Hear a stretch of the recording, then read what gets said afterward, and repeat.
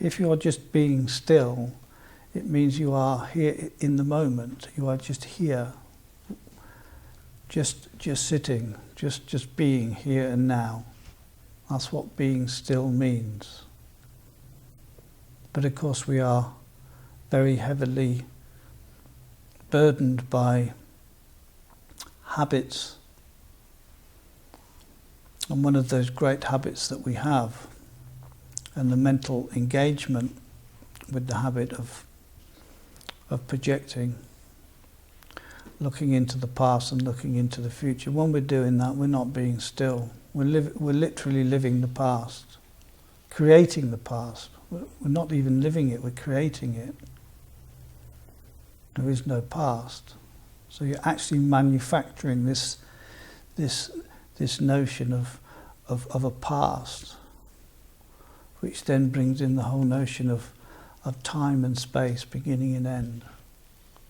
When you're still, none of that exists. And when your mind moves, you create it, you create the past, and then you live in the past, and you turn it over, the experiences that we've had, and indulge in these things. Very often, possibly, well, some pleasant memories, of course, but also maybe some regrets and remorses, and playing things over and over, and dragging yourself down, probably developing a negative relationship with yourself, with something that actually you can do nothing about.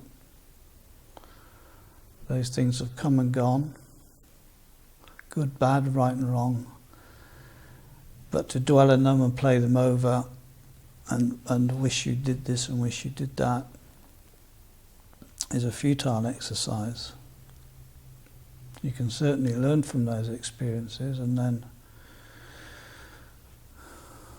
use them, take them into the future, into things as they unfold.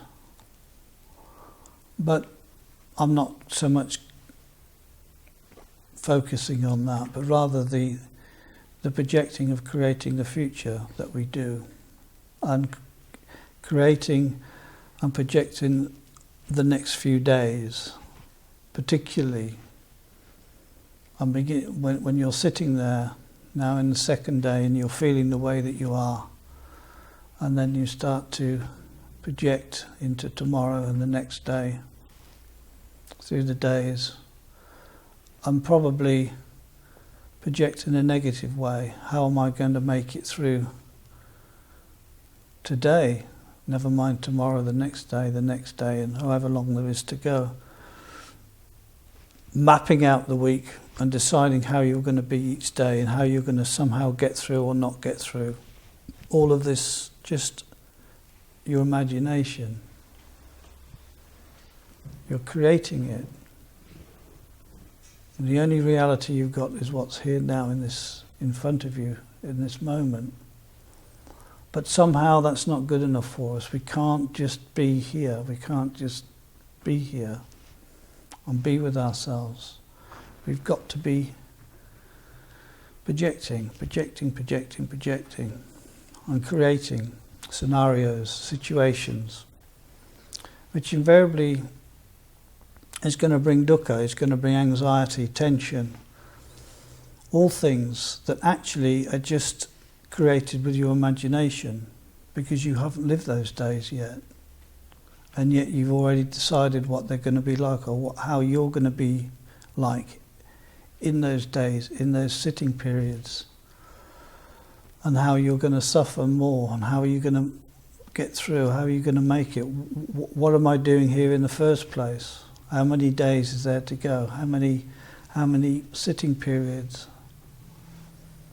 And so we just begin to build this great big, well, I call them mountains. We build a mountain of negativity and of suffering and all the tension and all the anxiety that goes around that comes out of those creations are creations. And the more you do that, the more you indulge with that, the more you're going to make yourself suffer. This is called suffering. This is samsara. You create samsara. In the moment, there is no samsara. There is this realm, and the nature of this realm is that it's full of molehills. It's full of lumps and bumps. It's never a nice, flat, lovely experience. It's not the nature of this realm. If you want a nice, lovely, flat, peaceful realm of existence, then you'll have to be reborn in apparently there are quite a few like that. But this particular realm is full of molehills. It's lumpy. And you don't go too long without experiencing a lump. That's the way it is. That's the realm. But then you create samsara, your own individual interpretation, and build upon that. And that's all built around, because of and built around this whole notion of me and my suffering.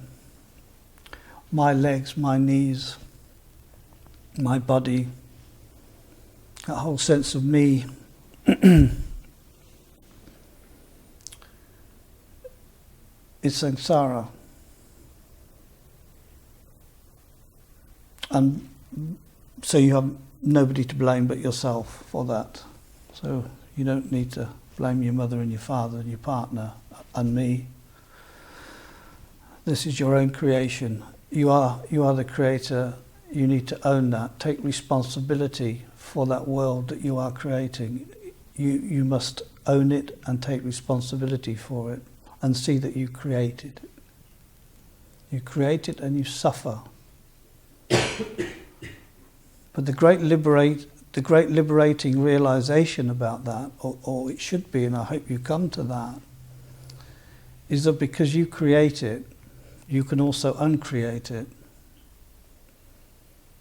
That's the liberation. That's the third noble truth, that there is a way out of suffering.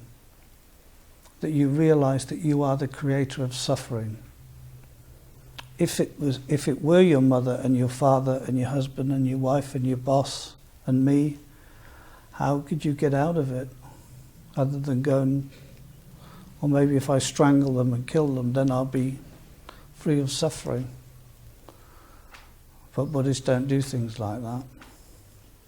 They realize that actually the creator of my suffering is not my mother and my father, but me. I create it. I'm the creator of samsara. And that's a fantastic, that's the most, I think the most liberating insight that anybody could ever have. Because then it opens the door for change. Because then you could begin to realize that you're not the victim of life. You're not the victim of this person, that person, and these circumstances, and then project, oh, it's nothing to do with me. I'm the victim, it's not my fault. Now you can begin to own everything. Everything you think, your imagination, all your history, everything that comes to you is your creation. It is absolutely the top, middle, we don't stick it, it's your fault, it's your fault.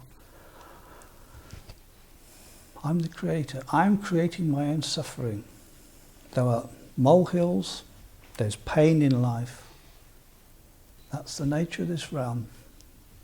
So you may as well get used to that. Whatever you do, there'll be pain. However liberated you are, become, there will be things that will be classed as pain. But the trick is not to make the molehills into mountains, not to turn the pain into suffering. By embellishing, by creating, by building on top of those experiences